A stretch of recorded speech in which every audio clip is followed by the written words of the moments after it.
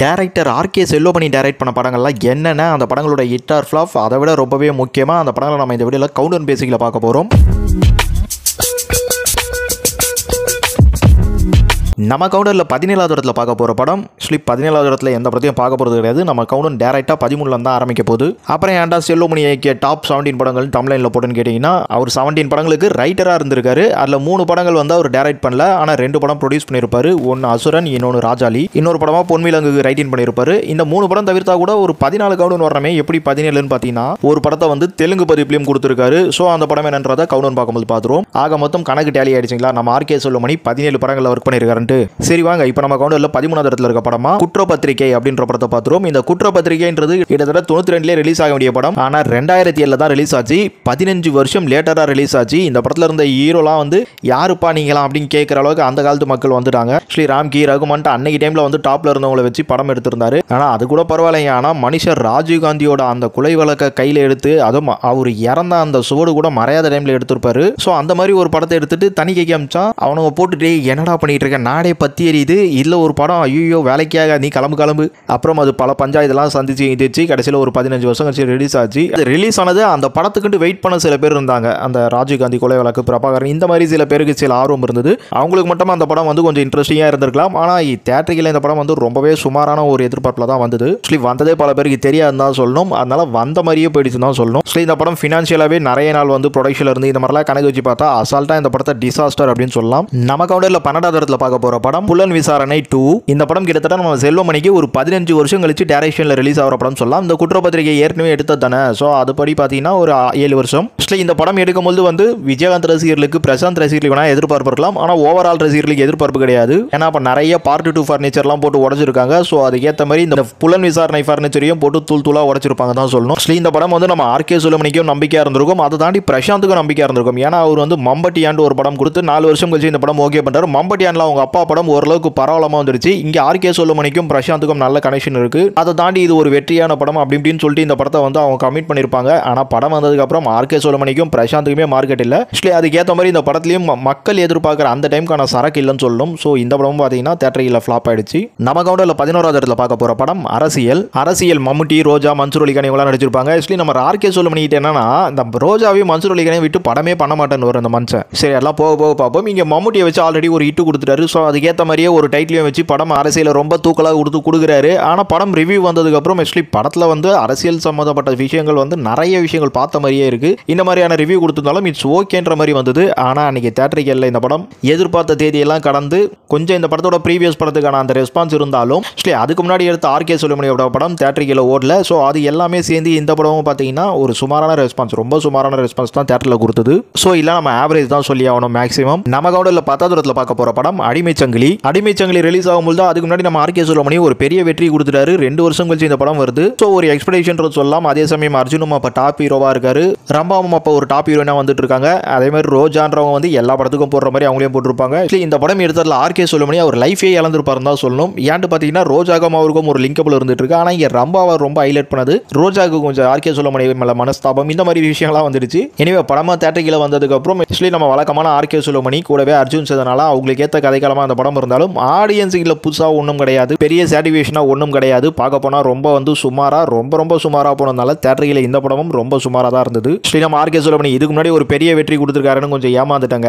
ஆனால் அதுக்கு முன்னாடியே மனுஷன் சொதப்பினாரு, அந்த அளவுக்கு இந்த படத்தையும் சொதப்பிட்டார் அப்படின்ற மாதிரி இந்த படத்துக்கான மிக்ஸ்டு நெகட்டிவ் ரிவ்யூ தான் வந்தது. படமும் தேட்டரில் மேக்ஸிமம் ஆவரேஜ் தான் சொல்ல முடியும். நம்ம கவுண்டரில் 9வது இடத்துல பார்க்க போகிற படம் ராஜஸ்தான் தான் நம்ம ஆர்கே செல்வமணிக்கு கடைசியாக ஒரு பீக்கில் இருக்கும்போது 99ல் வந்த படம் சொல்லணும். அதுக்கப்புறம் அவர் 2-3 படம் எடுத்திருந்தாலும் அவரோட அந்த பீக் ரேஞ்சில் இது கடைசி படம். அதில் வந்து சரத்குமார் அப்போ டாப் ஹீரோவாக இருக்கார். அதுவும் 99லாம் அவருக்கு நல்ல வெற்றி இருக்கு. அதே மாதிரி விஜயசாந்தியும் அப்போ ஒரு டாப் ஆக்ஷனில் இருக்காங்க. ஸோ இந்த மாதிரி ஆக்ஷன் சம்மந்தப்பட்ட படங்கள் தான் நம்ம ஆர்கே செல்வமணி அதிகமாக எடுப்பார். அதில் பொலிட்டிக்கல், புரட்சின்னு சொல்லிட்டு நிறைய விஷயங்களை மிஸ் பண்ணியிருப்பாரு. இதுக்கெல்லாம் ஏற்ற ஒரு ஹீரோயினி தானாலும் இந்த மனுஷன் கதையில் வந்து அதுக்கு முன்னாடி இருந்த விஷயங்கள்லாம் தாண்டி வேற என்னென்னவோ மேக்கிங்கில் பண்ணிட்டு இருக்காரு தவிர கதையில் நிறைய கோட்டை விட்டுறாருன்றது இங்கெல்லாம் ரொம்பவே பெருசாக பேசப்பட்டு அதுக்கப்புறம் இவர் ஃபீல்ட் அவுட் பண்ணுற அளவுக்கு இந்த படம் வந்து நிறைய லாஸ் ஆச்சுன்னு தான் சொல்லணும். ஏன்னா பெரிய ரெஸ்பான்ஸில் எடுத்துட்டாரு. விஜயசாந்திலாம் கால் ஷீட் கொடுத்துட்டாங்கட்டு. ஆக்சுவலி படம் ராஜஸ்தானம் அன்றைக்கி கொஞ்சம் பிரபலமான படமாக தான் இருந்தது. தியேட்டரிக்கில் ஒரு சின்னதாக ரெஸ்பான்ஸ் இருந்தாலும் இது வந்து ஒரு ஆவரேஜ்ன்றது அபவ் ஆவரேஜ் சொல்லலாம், மேக்ஸிமம் அவ்வளோதான். ஆனால் பரவலாக இது தெரிஞ்ச படம் மற்ற படங்களை தாண்டிலும். ஆக்சுவலி இது தமிழ் மட்டும் இல்லாமல் தெலுங்குலையும் விஜயசாந்திக்கெல்லாம் மார்க்கெட் இருக்குன்றதுனால கொஞ்சம் அப்படி இப்படின்ட்டு கொஞ்சம் ஓரளவுக்கு சின்ன ரெஸ்பான்ஸ் கொடுத்துருக்கோம். ஆனாலும் படத்தோட பட்ஜெட்லாம் கணக்கு போட்டு பார்த்தா இந்த படத்தை நம்ம ஃப்ளாப் உண்டுன்னு சொல்லலாம். ஆக்சுவலி இந்த படம் மட்டும் இல்லை, இதுக்கு முன்னாடி இருந்த எல்லா படத்தையும் ஃப்ளாப் தான் சொல்லணும். இனிமேல் போயிட்டு போது நம்ம மேக்ஸிமம் மீட்டியாகவும் சொல்லிட்டு இருக்கோம். நம்ம கவுண்டரில் 8வது இடத்துல பார்க்க போகிற படம் ராஜமுத்திரை. ராஜமுத்திரை வரும்போதுலாம் நம்ம ஆர்கே சுலமணி வந்து அவரோட ஆரம்ப காலத்தில் இருந்த அந்த டைரக்ஷன் பீக்கெல்லாம் கொஞ்சம் கொஞ்சமாக இழந்து வந்து ரொம்ப சுமாராக தான் பண்ணிட்டு இருக்கேன் அந்த மனுஷன் அப்படின்ற ரேஞ்சுக்கு வந்துட்டாங்க. அதே சமயம் அன்னைக்கு மிகப்பெரிய ஆக்ஷனில் இருந்த அருண் பாண்டியன், நெப்போலியன் இவங்க 2 பேரையும் வந்து இந்த படத்தில் கதைக்களத்தில் இறங்கியிருப்பாரு. ஆர்கே சுலமணியோட அந்த கதைக்களமாக இந்த படம் வந்து நல்லாவே இருந்திருக்கும். எனக்கு தெரிஞ்சு இணைந்த கைகள் பார்ட் 2 சொல்லுவேன் இந்த படத்தை. அந்த அளவுக்கு ஒரு சூப்பரான ஒரு படமாக இருக்கும். ஆனால் ஆர்கே சுலமணிக்கும் அந்த பீக் டைரக்ஷன் அப்படின்றது அந்த பேர் வந்து கொஞ்சம் இழந்துகிட்டு வருது. அதே சமயம் வந்து நம்ம அருண் பாண்டியனும் சரி நெப்போலியனுக்கும் சரி பெரிய ஹீரோ மார்க்கெட் கிடையாது. இந்த மாதிரியான சில பல காரணங்களால் இந்த படம் வந்து பெருசாக வந்து ஹிட் அடிக்காமல் இருந்திருக்கலாம். ஆனால் தியேட்டரிக்கலை பொறுத்த வரைக்கும் இது ஒரு ஆவரேஜ் ஹிட் ஆச்சு. ஆக்சுவலி எனக்கு தெரிஞ்சு இது ஒரு சூப்பர் ஹிட் ஆகிருக்க வேண்டிய படம். ஏன்னாவோ நிறைய சொத்தப்பல்னால வந்து இந்த படம் வந்து ஒரு ஆவரேஜ் ஹிட் ரேஞ்சில் தான் இருக்கும். இந்த படம் கேடிவியில் பார்த்தவங்க கண்டிப்பாக அந்த படத்தை நல்லா இல்லைன்னு சொல்ல மாட்டாங்க. ஆனால் தியேட்டரிக்கல் எப்படி கிடையாதுல, நிறைய விஷயங்கள் அங்கே வந்து சேர்ந்துடும். நம்ம கவுண்டரில் 7வது இடத்துல பார்க்க போகிற படம் கண்மணி. கண்மணி வரும்போது ஆர்கே சுலமணிக்கு வந்து ஆக்சுவலி அதுக்கு முன்னாடி இருந்த ஆர்கே சுலமணிக்கு ஒரு சின்ன ஒரு மைனஸ் கிடைச்சிருக்கு. அதுக்கு காரணம் வந்து நம்ம ஆக்ஷனில் டிராவல் பண்ணதை தாண்டி நம்ம லவ்ல நல்லா டிராவல் பண்ணியிருக்கோம் போல இருக்கு அப்படின்னு சொல்லிட்டு அவரோட லவ்வபிள் வெற்றி கூட்டணியான பிரசாந்த் கூட இந்த படத்துல இருந்து ஒர்க் பண்ணி தியேட்டரில் ரிலீஸ் ஆகுது. ஆக்சுவலி இந்த படத்தில் அப்போ பிரசாந்த், மோகினி இவங்க 2 பேரும் அப்போ இளம் நாயகர்களாக சில பேரை கவர்ந்ததுனால ஆக்சுவலி இந்த கதையம்சமும் ஓரளவுக்கு பரவாயில்லன்றதுனால தியேட்டரில் இந்த படமும் ஒரு ஆவரேஜ் ஹிட்டாக இருந்தது.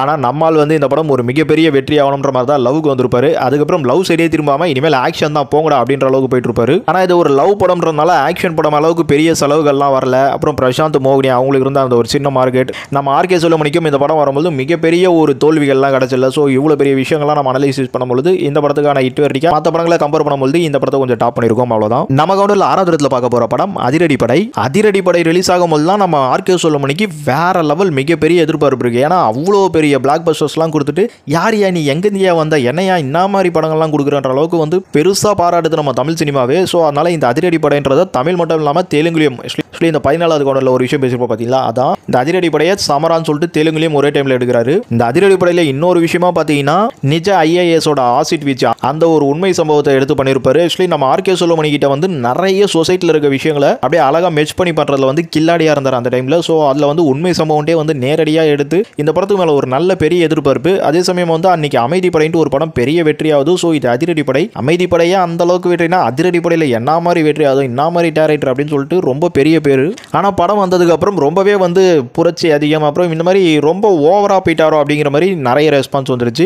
எனிவே அந்த பேருக்கு இந்த படத்தோட அந்த உண்மை சம்பவம் இந்த மாதிரி சில விஷயங்களால இந்த படம் அப்படியே அன்னைக்கு வச்சு ஓட்டப்பட்டது. ஸோ ஒரு பெரிய பிரச்சனையாக மாறிடல. எனக்கு தெரிஞ்சு வந்து ஒரு ஆவரேஜ் ஹிட்ன்றதை நம்ம இந்த படத்தை தாராளமாக சொல்லலாம். ஃபினான்ஷியலாக, தேட்டரிக்கலாக, கமர்ஷியலாக பார்க்கும்பொழுது மேக்ஸிமம் அதுக்கு மேலே போகணும்னா ஹிட் அப்படின்னு வேணா சொல்லிக்கலாம். அதுக்கும் மேலே ஹிட் வெட்டிக்கு போகிறதுலாம் டவுட் தாங்க. ஏன்னா ஆர்கே சுலமணி இந்த படத்துக்கு வந்து கொஞ்சம் ரொம்பவே நல்லா பண்ணிட்டு இருப்பாரு. ஸோ அதுக்கேற்ற ஒரு ரெஸ்பான்ஸ் இந்த படத்துக்கு தேட்டரில் பெருசாக கிடைக்கலன்னு தான் சொல்லணும். நம்ம கவுண்டரில் 5வது இடத்துல பார்க்க போகிற படம் துர்கா. இந்த துர்கா படம் தெலுங்குல வந்து நம்ம ஆர்கே சுலமணி டைரக்ட் பண்ணியிருப்பாரு. நிறைய பேருக்கு இந்த படம் தெலுங்குல டைரக்ட் பண்ணாரா அப்படின்றதே தெரியாமல் இருக்கும். கரெக்டாக சொல்லணும்னா ஒரு வருஷம் முன்னாடி வீடியோ போட்டவங்கள கூட இந்த படத்தை மென்ஷன் பண்ணியிருக்க மாட்டாங்க ஆர்கே சுலமணி பற்றி. ஏன்னா விக்கிபீடியால அப்புறம் தான் அப்டேட் ஆச்சு. அதை விட இன்னொரு ஷாக்கிங்கான விஷயமா நான் இமேஜில் கன்வே பண்ணும்போதே தெரிஞ்சுட்டு இருக்கும். பொட்டு அம்மன்ட்டு தமிழில் வந்து பார்த்தீங்களா, நம்ம தமிழ் சினிமாவில் 90s கிட்ஸால் யாராலையுமே மறக்க முடியாத ஒரு படம். ஏன்னா எவ்வளவோ தமிழ் சினிமாவில் பேய் படங்கள் வந்திருக்கு, சாமி படங்கள் வந்திருக்கு. ஏன்னா எவ்வளவோ தமிழ் சினிமாவில் சாமி படங்கள் வந்திருக்கு. அதில் இந்த சாமி படத்தில் அந்த அம்மாவான விஷயமா ஒரு ஆள் நடந்து வருவார் பார்த்தீங்களா, அந்த ஆளை பார்த்தா இன்னமும் உன்னை பார்த்தா எங்களுக்கு பயமாக இருக்கிறாண்டு மீம்ஸ்லாம் வர அளவுக்கு நம்மளெல்லாம் மிரட்டி விட்ட ஒரு படம் சொல்லலாம். அது ஆக்சுவலி நாங்கள் பேய் படத்தெல்லாம் கூட பார்த்து பயந்து இல்லைடா. ஆனால் இந்த பொட்டு அம்மன் படத்தில் அந்த மூஞ்ச பார்த்தாலே பயமாகிறா, அதான் நடந்து வந்தால் பக்கு பக்குன்ட்டுக்கிறா அப்படின்ட்டு அன்னைக்கு 90s கிட்ஸ் இல்லை, இன்னைக்கு 30-35 வயசாக அவன் கல்யாணம் ஆகி குழந்தைலாம் பேத்ததுக்கு அப்புறமும் கண்ணை மூடிட்டு பார்க்குற அளவுக்கு இந்த ஆள் பயம்பூத்தி வச்சிருப்போம் நம்மள. அப்பேற்பட்ட ஒரு படத்தை எடுத்ததே நம்ம ஆர்கே சுலமணி தான். என்னடா சொல்கிற அப்படின்னு கேட்டிங்கன்னா, ஆக்சுவலி துர்கான்ட்டு இந்த படத்தை வந்து ஆர்கே சுலமணி தான் டைரக்ட் பண்ணியிருக்காருன்னு அங்கே தெலுங்கு பதிப்பிலேயே போட்டிருக்கோம். இதோட ஒரிஜினல் லாங்குவேஜும் தெலுங்கு தான். ஆக்சுவலி நம்ம ரோஜாவே நிறைய பேருக்கு வந்து தமிழ்காரங்க நினச்சிருப்பாங்க. அப்புறம் இப்போ தெலுங்குல போயிட்டு பெரிய ஆளானதுக்கப்புறம் தெரிஞ்சிருக்கும் தெலுங்குக்காரங்கன்ட்டு. ஆனால் உண்மையிலேயே அவங்க தெலுங்குக்காரங்க தான். அவங்க பேர் வந்து ரோஜா கிடையாது, ஸ்டீலா தான் ரெட்டி நினைக்கிறேன். ஆக்சுவலி ரெட்டி வம்சம் அவங்க. இந்த படம் ரோஜாக்கு 100வது படமாக அறிவிக்கப்பட்டது. ஆர்கே சுலமணி ரோஜாக்கு வந்து அப்போ கல்யாணம்லாம் ஆகல. ஆனால் அவங்க 2 பேருக்கும் ஒரு மிகப்பெரிய கனெக்டிங் இருந்தது. ஸோ இந்த படத்தை தெலுங்குல அவர் தான் வந்து டைரக்ட் பண்ணாரு. தமிழில் பொட்டு அம்மன்ற படத்துக்கு ராஜரத்னம் போட்டிருக்கோம் டைரக்ஷன். அவர் வேற யாரும் இல்லை, நம்ம ஆர்கே சுலமணியோட தம்பி தான். அதே சமயம் பொட்டு அம்மன் படத்துக்கு அவர் கேமராமேன் தான். ஸோ இங்கே தமிழில் வந்து அவரோட தம்பி பேரை வந்து யூஸ் பண்ணி பண்ணியிருப்பாரு. ஏன்ட்டு பார்த்தீங்கன்னா ஆர்கே செல்வமணிக்கு ராஜஸ்தான் வரைக்குமே பார்த்தீங்கன்னா அந்த ஒரு 5 வருஷம் பெரிய சொதப்பில் இருந்தது தமிழ் சினிமாவில். அதை தாண்டி அவருக்கு ஒரு இமேஜ் இருந்தது, பெரிய பட்ஜெட் அந்த மாதிரி. ஆக்சுவலி இங்கே சாமி படத்தில் ஒரு பேர் வரக்கூடாதுன்னு நினச்சிடலாம் ஒரு சில பல காரணங்களால். ஏன்னா ஒரு படத்துக்கு முன்னாடி 1008 பஞ்சாயத்து இருக்கும். ஸோ எல்லாத்தையும் நம்மளால் தெளிவாக பேச முடியாது. ஆனால் இந்த அளவுக்கு நம்மளுக்கு இப்போ ரெஃபரன்ஸ் கிடச்சிருக்கு. ஸோ இந்த பொட்டு அம்மன் படத்தை வந்து டைரக்ஷன் பண்ணது நம்ம ஆர்கே செல்வமணி தாங்க. ஏன்னா தெலுங்கு தான் ஒரிஜினல் பதிப்பு துர்கா, அதுக்கு அவர் பேரை போட்டாங்க. இங்கே தம்பி கோசம் பேரை விட்டு கொடுத்துருக்காரு, அது சொல்லிட்டு ஆல்ரெடி. அப்புறம் பொட்டு அம்மன் படம் இங்கே தமிழை பொறுத்த வரைக்கும் பார்த்தீங்கன்னா ஒரு நல்ல ஹிட் படம்ட்டே சொல்லலாம். தெலுங்கு பொறுத்த வரைக்கும் அது ஒரு சம சூப்பர் ஹிட்டான படம். தெலுங்கு மக்கள்லாம் சாமி படத்தெல்லாம் ரொம்பவே பெருசாக வரவிருப்பாங்க. அதுவும் இந்த கான்செப்ட்லாம் கேட்கவா வேணும், செமையா போச்சு. ஸோ இந்த படத்தோட வெற்றியின் அடிப்படையில் பார்க்கும்போது நம்ம தாராளமாக இந்த கவுண்டரில் கொண்டு வரலாம். நம்ம கவுண்டரில் 4வது இடத்துல பார்க்க போகிற படம் மக்களாட்சி. மக்களாட்சி தான் முதல் படம் நினைக்கிறேன். நம்ம ஆர்கே செல்வமணி வந்து அந்த பொலிட்டிக்கல் அரசியலுக்கான அந்த ஒரு மிகப்பெரிய ஒரு ஓப்பன் அப் பண்ணுது. ஏன்னா அந்த படத்தில் இருக்க அந்த விஷயத்தெல்லாம் பார்க்கும்போது டே எலெக்ஷன்லாம் இப்படி தான் பண்ணுறீங்களா, ஆக்சுவலி பிரதமர் சிஎம்லாம் கிடையாதா பெரிய ஆளு, அப்போ பிஸ்னஸ் மேன் தான் பெரிய ஆளா, அந்த மாதிரி நிறைய விஷயங்கள் இந்த படத்துக்குள்ளே இருக்கும். எல்லாம் வளர்ந்து வர அத்தனை பேருக்கும் ஒரு 20-25 வயசில் தான் அந்த விஷயம்லாம் புரியும். ஆனால் இந்த படம் பார்த்துட்டா 15 வயசுலேயே புரிஞ்சிடும் ஒரு நாட்டை ஆள்றது யாரு என்னன்றது. அந்த அளவுக்கு ஒரு பாமரனுக்கும் புரியுற மாதிரி இந்த மக்களாட்சியை செமையாக எடுத்து கொடுத்துருப்பாரு. ஆக்சுவலி அவரோட 3வது படத்தில் விட்ட மார்க்கெட்டை திருப்பியும் மக்களாட்சியில் தான் பிடிச்சிருப்பாரு. அதுக்கு நடுவில் ஒரு 2-3 படம் சொதப்பி வச்சிருப்பாருன்னு சொல்லலாம். ஆனால் இந்த மக்களாட்சிக்கு அப்புறம் அவரோட மார்க்கெட்டை வந்து பிடிக்கவே முடியலன்னு தான் சொல்லணும் தமிழ் சினிமா பொறுத்த வரைக்கும். எனவே இந்த மக்களாட்சி தேட்டர்களை பொறுத்த வரைக்கும் 100 நாள் வரைக்கும் ரொம்பவே சூப்பராக ஓடி அதுக்கு மேலே நல்லா ஓடின ஒரு படம் தான். ஸோ இந்த படத்தோட ஹிட் வெட்டிக்கா தாராளமாக சூப்பர் ஹிட்டுங்கிறது மெகா ஹிட்ன்றது ஒரு பிளாக் பஸ்டர் ரேஞ்ச் அப்படின்ட்டே சொல்லலாம். அந்த அளவுக்கு அந்த தீபாவளிக்கு வந்து சம காம்படிஷன் வந்தாலும் ஒரு செமையான ஒரு பீக் எடுத்தது. ஆக்சுவலி நம்ம ஆர்கே செல்வமணிக்கு டைரக்ஷன் பேட்டர்ல நிறைய விஷயங்கள் இருக்கு. அதில் வந்து அவரோட பேட்டர்ன் ஆஃப் டைரக்ஷன் இந்த ஒரு கதை அம்சம்லாம் வந்து ரொம்பவே பெருசாக குறிப்பிட வேண்டியிருக்கு. ஏன்னா அவரோட சினிமாங்கிறது இதை நோக்கி தான் வந்து டிராவல் பண்ணிட்டு இருக்கும். அவர் தமிழ் சினிமாவில் இந்த மாதிரி அரசியல், அதுக்கப்புறம் அந்த சமூக பிரச்சனை, புரட்சி, ஜனரஞ்சங்கம் இந்த மாதிரியான விஷயங்கள்லாம் பேசினால தான் அவரால் பொட்டு அம்மன் படத்தில் அவரோட பேரை இங்கே தமிழ்நாட்டுக்குள்ளே போட முடியாமல் இருந்துச்சு. நம்ம கவுண்டரில் 3வது இடத்துல பார்க்க போகிற படம் செம்பருத்தி. செம்பருத்தி தான் நம்ம ஆர்கே செல்வமணி டைரக்ட் பண்ண 3வது படம். ஆக்சுவலி ஒன்று சொல்லுவாங்கல்ல ஃபர்ஸ்ட் இஸ் பெஸ்ட்டுன்ட்டு, அந்த மாதிரி இந்த மனுஷனுக்கு கிட்டத்தட்ட 17 படம்ன்றது 13 படம் டைரக்ஷனில் வந்துட்டாலும் அவரோட அந்த 3 படங்கள் மட்டும் தாங்க வந்து அவரோட ஒரு மிகப்பெரிய மாசம் சொல்லணும். அதுக்கப்புறம் அவரோட டைரக்ஷன் ஃபிலிமோகிராஃபியில் 5 படம் ஒரு மிகப்பெரிய வெற்றி தான். அதை தாண்டி ஆர்கே செல்வமணிக்கு ஒரு மிகப்பெரிய நேம் இருக்கு நம்ம தமிழ் சினிமாவில். ஏன்னா அவரோட ஜானர்ஸ்ன்றது அந்த மாதிரி இருந்திருக்கு. அந்த ஜானர்லேருந்து வெளியே வந்து பண்ண படம் இது. ஏன்னா அதுக்கு முன்னாடியே 2 படம் வந்து பெருசாக கொடுத்துட்டாலும் என்ன நினைச்சாரோ ஏது நினைச்சாரோன்னு தெரியல. அந்த ஆக்ஷன், சமூகத்தில் இருக்கிற பல பிரச்சனைகளை தைரியமாக எடுத்து பேசுது, இந்த மாதிரி நிறைய விஷயங்கள் இருந்து அப்படியே டோட்டலாக விலகி வந்து இந்த செம்பருத்தி படத்தை எடுத்திருப்பாரு. இந்த செம்பருத்தின்றது ஒரு பூ பேருன்றதை தாண்டி இல்லை ரோஜாங்கிற ஒரு பூ அறிமுகப்படுத்தி அந்த பூவை அவரே சொந்தமாக்கிட்டாரு. அதை தாண்டி அவரோட படங்கள் இருக்க அந்த ஒரு விஷயத்தெல்லாம் வந்து அவங்க மேலே அப்படியே அப்ளை பண்ணி அவங்களோட டோட்டலாக அப்படியே வந்து ஆந்திராவில் வந்து ஒரு மிகப்பெரிய ஆளுமை அரசியலே வந்து பண்ண வச்சிட்டாரு சொல்லணும். எனவே இந்த செம்பருத்தின்ற படம் மூலமா ரோஜா அறிமுகப்படுத்தி ரோஜாவை கண்டினியூஷனா ஒரு படத்தில் யூஸ் பண்ணி 2002 கல்யாணம் பண்ணிட்டு இருப்பாரு. 2002க்கு அப்புறம் ரோஜாக்கும் சினிமா வாழ்க்கை போச்சு. நம்ம ஆர்கே செல்வமணிக்கும் டைரக்ஷன் லைஃப் போயிடுச்சு. ஆனால் 2 பேருமே பக்காவா செட்டில் ஆயிட்டாங்க. நம்ம ஆர்கே செல்வமணி வந்து அந்த நடிகர் சங்கம் இந்த மாதிரி இதில் வந்து தலைமை பொறுப்பு எடுத்து அவரும் வந்து ஒரு நல்ல ரேஞ்சிலே இருக்காரு. படங்கள் பண்ணலனாலும் அவருக்கான அந்த ஒரு இமேஜை வந்து பக்காவா மெயின்டைன் பண்ணிட்டு இருக்காரு. ரோஜா கேட்கவே தேவையில்ல, எங்கேயோ போய் உட்காந்துட்டாங்க. சரி, இப்போ இந்த செம்பருத்தி படத்துக்கு வந்துடும். ஆக்சுவலி செம்பருத்திங்கிறது பார்த்தீங்கன்னா நம்ம பிரசாந்தோட அந்த கண்டினியூவேஷன் ஹிட்ல வேற லெவல் ஒரு பூஸ்ட் அப். ஆக்சுவலி நம்ம ஆர்கே செல்வமணிக்கே டோட்டலாக ஒரு வேற ஒரு ஜானர் தான் சொல்லணும். ஏன்னா டோட்டலாக காதல் படம், அதை தாண்டி அந்த பாட்டி பேரன், அந்த பாச பிணைப்பு, இந்த மாதிரி வந்து இந்த கதை அம்சத்தை ரொம்பவே பெருசாக வந்து ஆடியன்ஸ் கிட்ட ஹிட் அடிச்சிட்டாரு. ஆக்சுவலி அதெல்லாம் நம்ம ஆர்கே செல்வமணிக்கு ஏற்ற அந்த ரிஸ்கி ஃபைட் இந்த மாதிரிலாம் வந்து கடைசியில் மன்சூர் அலிகான் கூடலாம் சேர்த்து கொடுத்துருப்பாரு. இன்னொரு விஷயமா நம்ம ஆர்கே செல்வமணி மன்சூர் அலிகான் நிறைய படத்தில் யூஸ் பண்ணியிருந்தாலும் கண்டினியூஷனாக ரோஜா மன்சூர் அலிகான் யூஸ் பண்ணி, நான் ஏற்கனவே சொல்லிட்டேன்னு தெரியல, இவரோட ஃபிலிமோகிராஃபியில் வந்து அவங்கள அவ்வளோ பெருசாக யூஸ் பண்ணிட்டு அவசியம் இல்லை. ஏதோ ரோஜா வாட்சி பரவாயில்ல, லவ் பண்ணாரு, கல்யாணம் பண்ண நினைச்சாரு. ஆனால் மன்சூர் அலிகான் அறிமுகப்படுத்துறதோ வந்து ஒரு சில படங்களோட விட்டுருக்கலாம். கடைசி வரைக்கும் அவர் எது கூட்டு போனாருன்னு தெரியல. ஆனால் ஒரு விஷயம், நம்ம மன்சூர் அலிகானும் வந்து விஜயகாந்துக்கு அப்புறம் ஆர்கே செல்வமணிக்கு தான் வந்து கொஞ்சம் அடங்கி இருப்பாரு. எனவே அவங்களுக்குள்ள என்ன ஒரு நல்ல காம்போவோ. பட் இது அழகான ஒரு காதல் கதையான அந்த ஒரு படத்தில் வந்து நம்ம மன்சூர் அலிகானோட அந்த ஒரு விஷயம்ன்றதும் அன்னைக்கு டைமில் வந்து கொஞ்சம் நல்லாவே இருந்தது. அப்புறம் இந்த செம்பருத்தி படத்தை வந்து நம்ம டாப் 3ல கொடுத்துருந்தோம்னா அதுக்கெல்லாம் 100% வாய்ப்பு இருக்கு. கவுண்டர் மிஸ் ஆகலாம் சான்ஸ் இல்லை. ஏன்னா செம்பருத்தி அந்த டைமில் சில்வர் ஜூப்ளி ஓடின ஒரு படம். ஸோ அந்த 92 டைம்லலாம் தேட்டரிக்கல் போகிற மாதிரினா தெரியும் இந்த செம்பருத்தி வந்து எவ்வளோ பெரிய ஒரு ஹிட் ஆச்சுட்டு. அப்புறம் இன்னொரு விஷயமா, நம்ம ஆர்கே செல்வமணி வந்து ரோஜா, மன்சூர் அலிகான், இன்னும் பல பேரை வந்து நெப்போலியன், அருண் பாண்டியன், மம்முட்டி இந்த மாதிரி யூஸ் பண்ணவங்களே யூஸ் பண்ணிட்டு இருப்பாரு. அது எல்லா டேரக்டரும் பண்ணுறது தான். ஆனால் அதில் ரோஜா, மன்சூர் அலிகான் எப்படி அதிகமோ அதே மாதிரி இளையராஜாவும் அதிகம். இளையராஜா நான் எவ்வளோ பெரிய மியூசிக் டைரக்டர் தெரியுமா, என்ன கூப்பிட்டு பாட்டு வேணான்னு சொல்கிறேன்ட்டு 2 படத்தை கேட்கும் பொழுது வாங்க சார் இங்கே வந்து உங்களோட திறமையெல்லாம் காட்டுங்கன்ற மாதிரி செம்பருத்தி படத்தில் அத்தனை பாட்டையும் கேசட்லாம் அவ்வளோ பெரிய ஒரு மிகப்பெரிய ஒரு சம ஹிட் அடிச்ச ஒரு கேசட் தான் சொல்லணும். ஆக்சுவலி படமாகவும் பாட்டாகவும் இந்த செம்பருத்தி அன்னைக்கு டைமில் ஒரு blockbuster, mega blockbuster படம்ட்டு நம்ம தாராளமாக சொல்லலாம். நம்ம கவுண்டரில் 2வது இடத்துல பார்க்க போகிற படம் புலன் விசாரணை. புலன் விசாரணை விசாரணை தான் நம்ம ஆர்கே செல்வமணிக்கு முதல் படம். நம்ம விஜயகாந்த் வந்து 9 படம் ஃபிளாப் ஆயிடுச்சு, 10வது படமும் ஃபிளாப் ஆக போகுது, ஆனா இந்த படம் மிகப்பெரிய வெற்றி ஆயிடுச்சு அப்படின்னு சொல்லிட்டு நிறைய இன்டர்வியூல பேசுறாரு. என்னையா நியாயம் பண்றீங்க, 9 படம் எடுத்து பார்த்தா சிரிப்பு தான் வருது எனக்கு. இது பிளாக் பஸ்டர் தான், நான் இல்லைன்னு சொல்லல வரல. ஆனா அதுக்கு முன்னாடி 9 படமும் ஃபிளாப்ன்றதுலாம் ஓவர். ஏன்னா அதுல எவ்வளவோ சூப்பர் ஹிட் மெகா ஹிட்லாம் இருந்திருக்கும். இந்த புலன் விசாரணை கதையா வந்து பாத்தீங்கன்னா கண்டிப்பா நம்ம ஆர்கே செல்வமணி தமிழ் சினிமால அந்த 3 படம் தான் இட்டு கொடுத்தாருனாலும் அந்த 10 வருஷத்துக்கே அவர் வந்து ரொம்ப ஒரு பெரிய இடத்துல இருந்திருக்கணும். ஏன்னா தமிழ் சினிமாவே வந்து ட்ரெண்ட் செட் படமா வேற ஒரு ரேஞ்சுக்கு, அதுவும் இந்த புலன் விசாரணைலாம் இன்னைக்கு வந்தாலே செம ஹிட் ஆகும். அந்த அளவுக்கு இந்த கான்செப்ட்ன்றது பாத்தீங்கன்னா ஒரு சம பொலிட்டிக்கல் த்ரில்லர் கொடுத்திருப்பாரு. அதுவும் இளையராஜா வந்து பாட்டுக்கு என்ன யூஸ் பண்ணிக்கலன்ற மாதிரிலாம் கேட்டிருப்பாரு. சார் ராஜா சார், உங்களை தவிர இந்த படத்துக்குலாம் பேக்ரவுண்ட் யாரால போட முடியும்? அதெல்லாம் வந்து மனுஷன் வந்து பாட்டு மட்டும் இல்லைங்க, பேக்ரவுண்ட்லயும் ராஜாலாம் அடிச்சு நவுத்துருவாரு. ஸோ புலன் விசாரணை படத்துக்கு அந்த மாதிரி ஒரு விஷயம் பண்ணி வச்சிருப்பார் பேக்ரவுண்ட்ல. அப்புறம் இந்த புலன் விசாரணை கான்செப்ட் ஆக்சுவலி அவரோட முதல் படம். ஆனால் வரமொழிதே மனுஷன் அன்னைக்கு சொசைட்டியில் இருந்த ஒரு மிகப்பெரிய விஷயம். இந்த படத்திலேயே பிசினஸ் மேனுக்கான அந்த விஷயம்லாம் பேசிட்டு இருப்பாரு. அப்புறம் அந்த அமைச்சர்களோட அந்த ஒரு தில்லுமுள்ளு ஊழல், அதை தாண்டி அன்னைக்கு ஒரு மிகப்பெரிய ரவுடியா இருந்த ஆட்டோ சங்கர் அவரோட கதையும் உள்ள கொண்டு வந்து எல்லாம் மிகப்பெரிய ஒரு துணிவு வேணும் ஒரு டேரக்டரா எல்லாம் பண்றதுக்கு. ஆனால் அது எல்லாத்தையுமே ரொம்பவே கனகச்சிதமாக படத்துக்குள்ள ஸ்டோரி ஸ்கிரீன் பிளே பண்ணி இந்த படத்தை வந்து ஆடியன்ஸ் கிட்ட ஒரு மிகப்பெரிய வேற லெவல் ஹிட் அடிச்சு அந்த பொங்கலுக்கு 175 டேஸ் சில்வர் ஜூப்ளிலாம் ஓடி இந்த படம் ஒரு மெகா பிளாக் பஸ்டர். அதை தாண்டி புலன் விசாரணை ஒரு ஆல் டைம் பிளாக் பஸ்டர் சொல்லலாம். ஏன்னா ஒரு முதல் டைரக்டர் படம் இந்த அளவுக்கு ஒரு மிகப்பெரிய வெற்றிங்கிறலாம் வந்து நிறைய பேர் கொடுத்ததே கிடையாது, ரொம்பவே கம்மியான ஆட்கள் தான். அந்த ரேஞ்சு 90s ஆரம்பிக்கும் போது ட்ரெண்ட் செட்டிங் படமா அந்த மாதிரி நிறைய விஷயங்களை நம்ம இந்த புலன் விசாரணை படத்தை ஆல் டைம் பிளாக் பஸ்டர் கூட சொல்லலாம். அப்புறம் இந்த படத்தை பற்றிலாம் பேசினா நிறைய விஷயம் போயிடும். ஸோ அடுத்த உடனே மேல வாங்க நம்ம கவுடரில் முதல் இடத்துல பார்க்க போற படம் கேப்டன் பிரபாகரன். கேப்டன் பிரபாகரன் நம்ம ஆர்கே செல்வமணிக்கு 2வது படம். முதல் படத்தில் புலன் விசாரணை மூலமா நம்ம விஜயகாந்தை வச்சு இட்டு கொடுத்துட்டாரு. 2வது படமாவும் வந்து நம்ம விஜயகாந்தை வச்சு ஒரு படம், அதுவும் அவருக்கு 100வது படமா தராரு.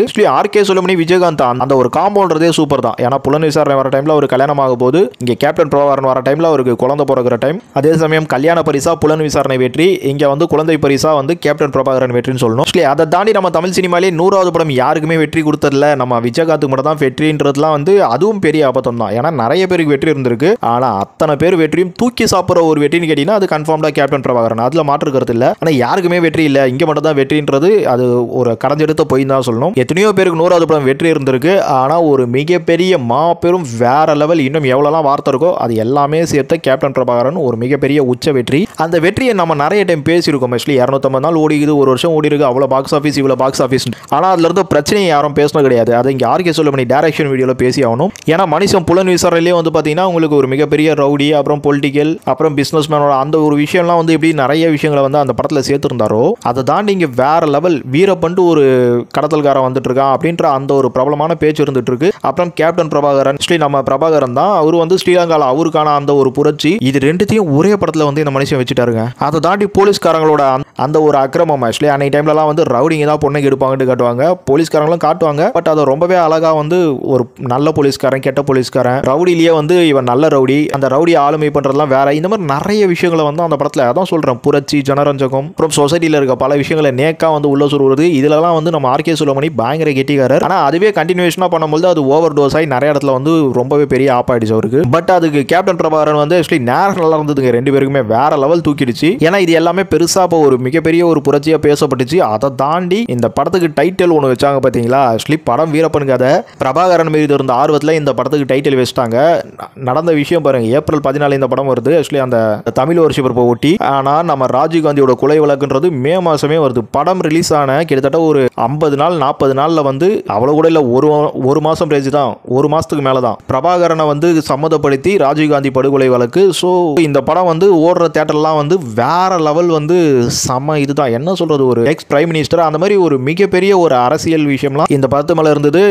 நான் சாதாரணமாக சொல்றேன், இதுக்கே ஆடு கொடுக்க மாட்டானுங்க போல இருக்குது, ரிஜெக்ட் பண்ணாலும் பண்ணுவானுங்க வீடியோவை. ஏன்னா நிறைய விஷயங்களை உங்களுக்கு தெரியப்படுத்தணும்ன்றதுக்கோசம் சொல்றேன். இந்த படத்துக்கு பின்னாடி அவ்வளவு பெரிய விஷயங்கள்லாம் இருக்கு. நம்ம ஏதோ கேப்டன் பிரபாகரன் அசால்ட்டா வெற்றி சூப்பரா பண்ணியிருக்காங்க அப்படிலாம் சொல்றோம். ஆனா நம்ம ஆர்கே செல்வமணி வந்து நிறைய விஷயங்களை பண்ணியிருப்பாரு. அதே சமயம் வந்து அது அன்னைக்கு அந்த படம் ஓடுற டைம்லயே ஒரு மிகப்பெரிய பிரச்சனைகள்லாம் சந்திச்சும் ஒரு வேற லெவல் ஒரு வெற்றி ஆச்சு. இந்த நம்ம கேப்டன் பிரபாகரனோட வெற்றியெல்லாம் வந்து எடுத்ததுமே ஆல் டைம் பிளாக் பஸ்டர். அதை தாண்டி வந்து இண்டஸ்ட்ரி ரேஞ்ச் அப்படின்னு சொல்லிட்டு இந்த படத்தை சொல்லலாம். ஏன்னா அந்த டைம்ல அவ்வளவு பெரிய கலெக்ஷன், அவ்வளவு பெரிய ரன்னிங் டே, அது அன்னைக்கு டைம்ல நிறைய பேருக்கு வந்து ரொம்பவே சூப்பரான ஒரு படமா பார்க்கப்பட்டது. ஆனா இன்னைக்கு நீங்க டிவில எல்லாம் பாத்தீங்கன்னா உங்களுக்கு அந்த கடைசியில் வர கோட் சீன் பராசத்தியா அன்னைக்கு பெரிய வெற்றி தான். ஆனால் அந்த கோர்ட் சீன்லாம் இன்றைக்கி எத்தனை பேர் பார்ப்பீங்க? அந்த மாதிரி இந்த கேப்டன் பிரபாகரனும் பிற்காலத்தில் மாறிடுன்னு நினைக்கிறேன். ஆனால் புலன் விசாரணை கொஞ்சம் கேப்டன் பிரபாகரனோட இன்னைக்கு ரசிகர்களுக்கும் ஏற்றுக்கிற மாதிரி இருக்கும். இது என்னோட ஒரு தனிப்பட்ட ஒப்பீனியன், ஆர்கே சொல்லுமணியோட அந்த டைரக்ஷனில். ஆனால் அன்னைக்கு ரேஞ்சில் தேட்டரிக்கல் வெற்றினா கன்ஃபார்ம்டாக அது கேப்டன் பிரபாகரன் வேற லெவல். ஸோ கொஞ்சம் கூட டவுட்டே தேவையில்ல. நம்ம எந்த ஒரு இதுவுமே இல்லாமல் புலன் விசாரணை கூட காம்படிட்லாம் பண்ணிக்காமல் கேப்டன் பிரபாகரன் நம்பர் 1 சொல்லிட்டு போயிடலாம்.